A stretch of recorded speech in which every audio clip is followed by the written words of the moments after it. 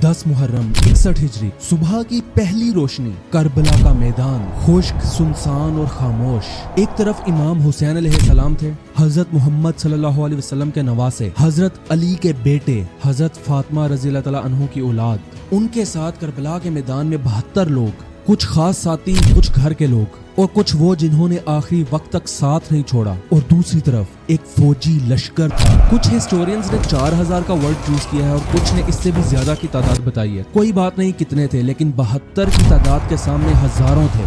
ये जंग नहीं थी, जंग में दोनों तरफ ताकत होती है। ये कुछ और था और उस दिन कुछ ऐसा हुआ, वो एक वाकया नहीं था, वो एक पूरी कहानी का एक आखिरी बाब था जिसकी बुनियाद हजरत मोहम्मद सल्लल्लाहु अलैहि वसल्लम की वफात के फौरी बाद रखी जाने लगी। इमाम हुसैन अलैहिस्सलाम का खून करबला की जमीन पर गिरा, लेकिन वो कहानी वहां से शुरू नहीं हुई, वो बहुत पहले से शुरू थी।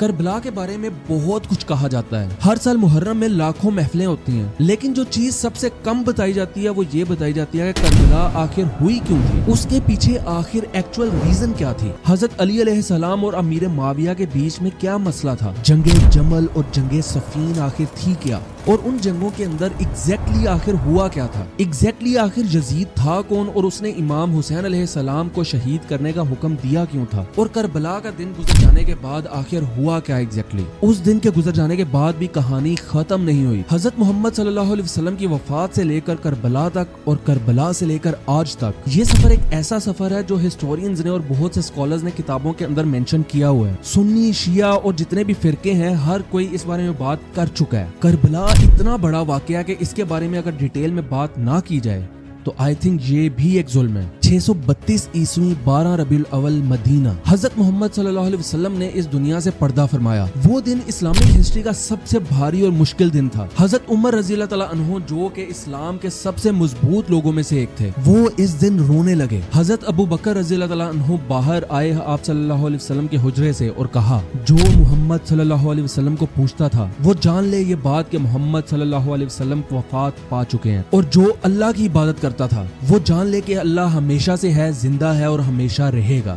ये एक ऐसा लम्हा था जो पूरी उम्मत के लिए जल्जला बनकर सामने आया। लेकिन इस जल्जले के बाद आगे एक और सवाल खड़ा था, अब अगला कौन। हजरत मोहम्मद सल्लल्लाहु अलैहि वसल्लम ने किसी किस्म की वसीयत नहीं छोड़ी थी कि मेरे बाद कौन खिलाफत में आएगा, ना ही सहाबा कराम को किसी किस्म के डॉक्यूमेंट्स मिले जिसके ऊपर सब इत्तेफाक करते। तो मदीना में एक बहुत बड़ा इजलास हुआ और हजरत अबू बकर रज़ियल्लाहु तआला अन्हु को पहला खलीफा मुकर्रर किया गया। हजरत अली रज़ियल्लाहु तआला अन्हु उस वक्त हजरत मोहम्मद सल्लल्लाहु अलैहि वसल्लम की तकफीन में मसरूफ थे, वो इस इजलास में मौजूद नहीं थे। यहाँ से वो कन्वर्सेशन शुरू हुई जो सदियों तक चलती रही। हजरत अली रज़ियल्लाहु तआला अन्हु का ये मानना था और उनके साथ बहुत से सहाबा का भी ये बिलीव था कि हजरत मोहम्मद सल्लल्लाहु अलैहि वसल्लम ने खदीरे खून के मौका पर अपना सक्सेसर डेजिग्नेट कर दिया था। मन कुन्तु मौला फहा अलीयुन मौला। ये हदीस सुन्नी शिया दोनों फिरकों के अंदर मौजूद है, लेकिन इस हदीस की तफसीर में दोनों तरफ से इख्तलाफ पाया जाता है। सुन्नी उलमा कहते हैं कि मौला का मतलब है दोस्त, वहीं शिया स्कॉलर्स कहते हैं कि मौला का मतलब है लीडर। ये एक ऐसा इख्तलाफ था जिसका कोई आसान हल नहीं था। हजरत अली रज़ियल्लाहु तआला अन्हु ने हजरत अबू बकर रज़ियल्लाहु तआला अन्हु की खिलाफत को कुछ टाइम के बाद कबूल किया और इस्लाम की बिगर कम्युनिटी के लिए और यूनिटी के लिए इकट्ठे साथ मिलकर काम किया। फिर हजरत उमर रज़ियल्लाहु तआला अन्हु खलीफा बने, फिर हजरत उस्मान रज़ियल्लाहु तआला अन्हु तीसरे खलीफा, और इनकी खिलाफत में ऐसी शिकायतें आईं कि हजरत उस्मान रज़ियल्लाहु तआला अन्हु के रिश्तेदारों को नाजायज फायदे दिए जा रहे हैं। वेल, ये शिकायतें रियल थी या सियासत, ये बात आज भी डिबेट में है, लेकिन इन शिकायतों ने ऐसी आग लगाई जो बुझ ही न सकी। 656 ईस्वी हजरत उस्मान रज़ियल्लाहु तआला अन्हु के घर का मुआसरा हुआ। बागी अंदर घुस आए और हजरत उस्मान रज़ियल्लाहु तआला अन्हु को शहीद कर दिया। वो कुरान पढ़ रहे थे जब उनको शहीद किया गया, कुरान के ऊपर उनका खून गिरा। ये इस्लामिक हिस्ट्री का एक ऐसा वाकया था जिसने उम्मत को दो हिस्सों में डिवाइड कर दिया। हजरत अली रज़ियल्लाहु तआला अन्हु उस वक्त मदीना में थे, बागी उन्हें खलीफा बनाने में मौसर थे, उन्होंने इस चीज को कबूल भी कर लिया, लेकिन कुछ शर्तें थी। हजरत तलहा और हजरत जुबैर ने हजरत अली अलैहिस्सलाम की बैत की। फिर कुछ अरसे के बाद ये दोनों सहाबा हजरत आयशा रज़ियल्लाहु तआला अन्हु के साथ बसरा चले गए और दूसरी तरफ हजरत अली रज़ियल्लाहु तआला अन्हु ने हजरत उस्मान रज़ियल्लाहु तआला अन्हु के कातलों का हिसाब मांगा। ये जंगे जमल थी, 656 ईस्वी में हुई। पहली बार दो मुस्लिम कैंप्स आमने सामने थे लड़ने के लिए। हजरत अली रज़ियल्लाहु तआला अन्हु की तरफ से भी मुसलमान थे, हजरत आयशा रज़ियल्लाहु तआला अन्हु की तरफ से भी मुस्लिम्स थे। दोनों सहाबा, दोनों इस्लाम के लिए कुर्बानियां देने वाले, लेकिन फिर भी लड़ रहे थे। करबला अभी इस टाइम बहुत दूर थी, लेकिन یہ سلسلہ شروع یہاں سے ہو چکا تھا۔ 657 عیسوی حضرت علی رضی اللہ تعالیٰ عنہ مدینہ سے عراق کی طرف آئے۔ کوفہ ان کا مرکز بن گیا اور سیریا کے اندر حضرت امیر معاویہ تھے جو کہ حضرت عثمان رضی اللہ تعالیٰ عنہ کے کزن تھے اور اس وقت وہ سیریا کے گورنر تھے۔ حضرت معاویہ رضی اللہ تعالیٰ عنہ نے حضرت عثمان رضی اللہ تعالیٰ عنہ کے خون کو لے کر ایک ڈیمانڈ رکھی، پہلے عثمان رضی اللہ تعالیٰ عنہ کے قاتلوں کو سزا دو پھر ہم بیعت کریں گے۔ حضرت علی رضی اللہ تعالیٰ عنہ کا کہنا تھا کہ پہلے بیعت کرو پھر حساب ہوگا، کیونکہ الگ الگ جگہیں تھی جہاں سے باغی آ کر مدینہ کے اندر اکٹھے ہوئے تھے اور ملے تھے، ایک ایک کو مل کر آئیڈینٹیفائی کرنا تھوڑا مشکل تھا۔ حضرت امیر معاویہ کی اپنی رائے تھی اور حضرت علی رضی اللہ تعالیٰ عنہ کی اپنی رائے تھی، لیکن کوئی بھی جھکنے کو تیار نہیں تھا۔ اسی کنفلکٹ کے بیچ میں آئی جنگ صفین۔ فرات دریا کے کنارے دونوں طرف پھر سے مسلمان اکٹھے، دونوں طرف صحابہ اور تابعین، دونوں طرف ایسے لوگ جو حضرت محمد صلی اللہ علیہ وسلم کو پرسنلی جانتے تھے۔ جنگ صفین کا دن اسلامک ہسٹری کا سب سے ڈارکسٹ دن تھا جب ایک مسلمان بھائی نے اپنے دوسرے مسلمان بھائی کا خون بہایا۔ جنگ صفین کافی دنوں تک چلی، حضرت علی رضی اللہ تعالیٰ عنہ کی فوجیں جیت رہی تھیں۔ اس سچویشن میں حضرت معاویہ رضی اللہ تعالیٰ عنہ کی طرف سے ایک ایسا کام کیا گیا جو ہسٹری میں یاد کیا جاتا ہے۔ ان کے سپاہیوں نے قرآن کی کاپیز کو اپنے نیزوں میں اٹھا لیا اور کہا قرآن ہمارے درمیان فیصلہ کرے گا۔ حضرت علی رضی اللہ تعالیٰ عنہ سمجھ چکے تھے کہ یہ ایک سیاسی چال ہے، لیکن ان کی اپنی فوجوں نے، جن میں بہت سے مذہبی لوگ شامل تھے، انہوں نے حضرت علی رضی اللہ تعالیٰ عنہ سے یہ ریکویسٹ کی کہ قرآن اٹھا لیا گیا ہے، اب لڑائی بند کرنی ہوگی۔ حضرت علی رضی اللہ تعالیٰ عنہ کو اپنے ہی لوگوں کے پریشر میں آ کر رکنا پڑا۔ حکم کے فیصلے کی طرف جایا گیا اور وہ فیصلہ وہ نکلا جو حضرت علی رضی اللہ تعالیٰ عنہ نہیں چاہتے تھے۔ اس کے بعد ان کے اپنے کچھ ساتھی، وہ لوگ جنہوں نے خود لڑائی بند کروائی، حضرت علی رضی اللہ تعالیٰ عنہ کے خلاف ہو گئے۔ یہ وہ لوگ تھے جو بعد میں خوارج کہلائے، جو کہتے تھے کہ فیصلہ ہمیشہ اللہ کا ہوتا ہے، کسی انسان کا نہیں۔ اور ان میں بہت سے لوگ ایسے تھے جنہوں نے حضرت علی رضی اللہ تعالیٰ عنہ کو کافر تک کہہ دیا۔ ایک طرف حضرت معاویہ، دوسری طرف خوارج اور بیچ میں حضرت علی رضی اللہ تعالیٰ عنہ۔ 661 ہجری 19 رمضان کوفہ کی مسجد فجر کی نماز، ابن ملجم جو کہ خوارجیوں میں سے تھا، اس نے حضرت علی رضی اللہ تعالیٰ عنہ کے اوپر ایک زہریلا وار کیا اور اس زہر کی وجہ سے 2 دن کے بعد 21 رمضان کو حضرت علی رضی اللہ تعالیٰ عنہ شہید ہو گئے۔ حضرت علی رضی اللہ تعالیٰ عنہ کا آخری کلام یہ تھا کہ رب کعبہ کی قسم میں کامیاب ہو گیا۔ ان کے بعد حضرت حسن علیہ السلام خلیفہ بنے، لیکن اس ٹائم تک حضرت امیر معاویہ کی طاقت بہت بڑھ چکی تھی اور کوشش ہر طرف سے یہ تھی کہ مسلم امت کے اندر اب اور خون نہ بہایا جائے۔ حضرت حسن علیہ السلام نے صلح کی، صرف اس شرط کے اوپر کہ معاویہ کے بعد خلافت پھر اہل بیت کو ملے گی۔ معاویہ نے ہاں کر دی۔ یہ صلح حسن علیہ السلام کے لیے سیاسی ہار نہیں تھی، اسکالرز کے مطابق یہ امت کو تباہی سے بچانے کا فیصلہ تھا، لیکن جو بعد میں ہوا وہ اس شرط کی کھلی خلاف ورزی تھی۔ معاویہ نے اپنے بیٹے یزید کو خلافت میں کھڑا کر دیا، اور یزید وہ انسان کون تھا؟ یزید ابن معاویہ۔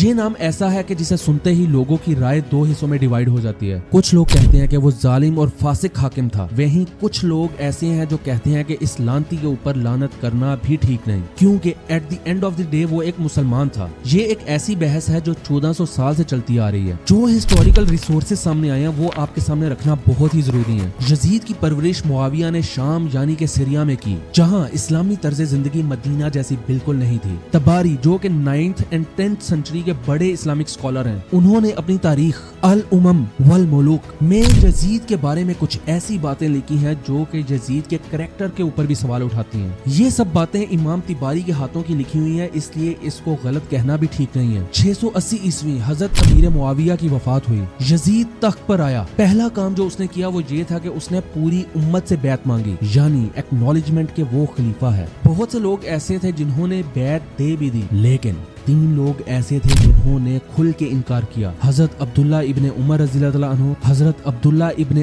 زبیر رضی اللہ تعالیٰ عنہ اور امام حسین علیہ السلام۔ امام حسین علیہ السلام کا کہنا تھا کہ یزید ان صفات کا حامی نہیں جو کہ ایک خلیفہ میں ہونی چاہیے، اور ایک ایسے انسان کی بیعت لینا اسلام کے ساتھ دھوکہ ہے۔ یہ کوئی صرف سیاسی بات نہیں تھی، یہ ایک مورل سٹینڈ تھا۔ امام حسین علیہ السلام مدینہ سے مکہ چلے گئے، وہاں کوفہ سے ہزاروں خط آنے لگے، آئیں ہم آپ کے ساتھ ہیں، ہم آپ کو اپنا امام مانتے ہیں۔ امام حسین علیہ السلام نے پہلے اپنے ایک کزن مسلم ابن عقیل کو کوفہ بھیجا تاکہ وہ حالات کا اندازہ لگا سکیں۔ مسلم ابن عقیل کا کہنا تھا کہ آ جائیں، لوگ تیار ہیں۔ امام حسین علیہ السلام نے اس بات کو سن کر سفر شروع کیا، لیکن رستے میں خبر آئی مسلم ابن عقیل کو کوفہ میں پکڑ لیا گیا ہے اور شہید کر دیا گیا ہے۔ یزید کے کوفہ میں گورنر ابن زیاد نے کوفہ کے لوگوں پر اتنا پریشر ڈالا کہ انہوں نے ڈر کر ہاتھ اپنے کھینچ لیے۔ وہ ہزاروں لوگ جو خط لکھ رہے تھے، آنکھ جھپکتے ہی وہ ڈر کے مارے غائب ہو گئے۔ امام حسین علیہ السلام رستے میں تھے، واپس جانے کا موقع تھا ان کے پاس۔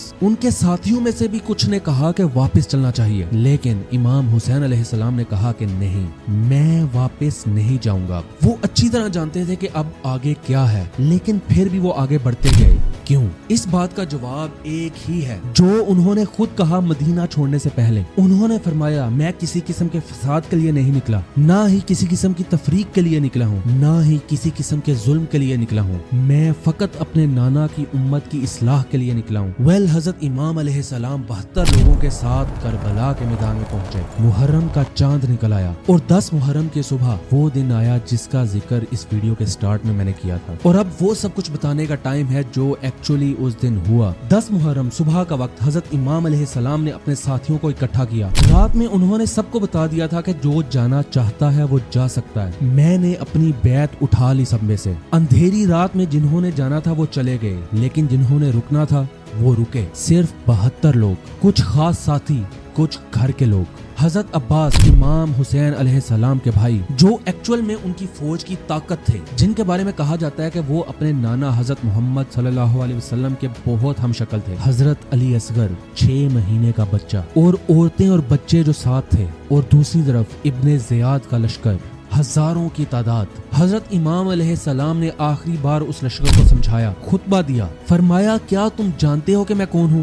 میں حسین ہوں، علی علیہ السلام کا بیٹا، فاطمہ رضی اللہ تعالیٰ عنہ کا بیٹا، حضرت محمد صلی اللہ علیہ وسلم کا نواسا۔ اس لشکر میں بہت سے لوگ ایسے تھے جن کے دل ہلکے ہوئے، لیکن لشکر رکا نہیں۔ پانی سب سے پہلے امام حسین کے لیے پانی کو بند کیا گیا۔ فرات کا دریا سامنے تھا، لیکن امام حسین کے خیمے تک پانی نہیں پہنچ رہا تھا۔ جنگ شروع ہوئی، ایک ایک کر کے سب ساتھی شہادت پا رہے تھے۔ حضرت علی اکبر پہلے گئے، امام حسین علیہ السلام نے اپنے شہید بیٹے کو اٹھایا۔ حضرت عباس گئے، پانی لینے نکلے، رستے میں ان کے ہاتھ کاٹ دیے گئے، پھر بھی پانی کے برتن کو سینے سے لگائے رکھا کہ کسی بھی حال میں تھوڑا سا پانی وہ واپس خیمے تک لے جائیں۔ وہ بھی شہید ہوئے۔ 6 مہینے کا علی اصغر، امام حسین علیہ السلام نے اسے گود میں اٹھایا اور لشکر کے سامنے رکھ کر پانی مانگا۔ ایک بچے کے لیے ایک بوند پانی۔ ہوا میں اڑتا ایک تیر آیا سیدھا علی اصغر کی گردن میں۔ سب کے سب ساتھی شہید ہو گئے، امام حسین علیہ السلام اکیلے رہ گئے۔ تب بھی لشکر سیدھا ڈائریکٹلی سامنے نہیں آیا، ایک ایک کر آتے رہے۔ امام حسین علیہ السلام نے مشکل سے خود کو سنبھالا، وہ شدید گھائل تھے، اور آخر میں شمر نے ان کے سر کو جدا کیا۔ انا للہ و انا الیہ راجعون۔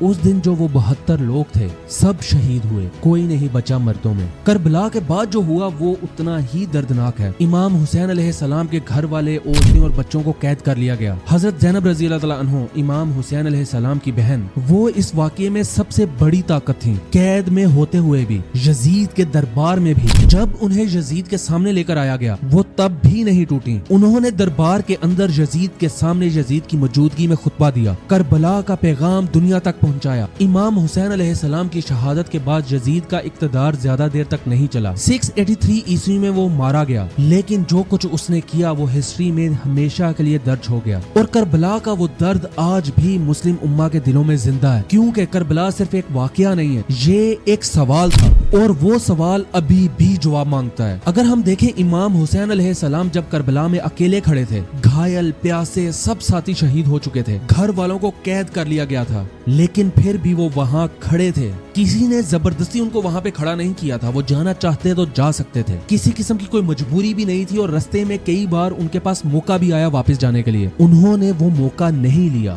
आखिर क्यों? क्योंकि उन्होंने मदीना छोड़ने से पहले एक बात कही थी, मैंने अपनी मौत देख ली है और मैं उससे डरता नहीं। ये सिर्फ एक इंसान की बात नहीं थी, ये एक स्टैंड था कि जुल्म के सामने खामोश रहना किसी भी हाल में कबूल नहीं, और एक ऐसे इंसान की बैत लेना जो कि इस्लाम के असूलों के खिलाफ चलता हो, ऐसा काम करना इस्लाम से गद्दारी है। ये चीज हमें ये समझाती है कि कुछ चीजें ऐसी होती हैं जो मौत से भी ज्यादा इंपॉर्टेंट होती हैं। वो स्टैंड जो 10 मुहर्रम को लिया गया, उस स्टैंड की गूंज आज भी 1400 साल के बाद भी हमारे कानों में गूंजती है। हर वो इंसान जिसने जालिम के सामने हाँ कहने से इनकार किया, उसने वो एक ऐसा काम किया जो इमाम हुसैन अलैहिस्सलाम ने अपने वक्त में किया था। करबला आखिर क्यों अब तक खत्म नहीं हुई? क्योंकि अब भी वो सवाल जिंदा है कि क्या पावर का हक सिर्फ उन्हें मिलना चाहिए जो ताकतवर हैं, या उन्हें मिलना चाहिए जो सच्चे हैं? क्या खामोशी एक गुनाह है जब जुल्म सामने हो रहा हो आंखों के? क्या एक इंसान का खून, एक ऐसे इंसान का खून जो हक पे हो, वो कभी जाया जाता है? ये सवाल करबला से पहले भी था, करबला के बाद भी है, और ये सवाल तब सामने आएगा जब तक दुनिया में कोई जालिम खड़ा हो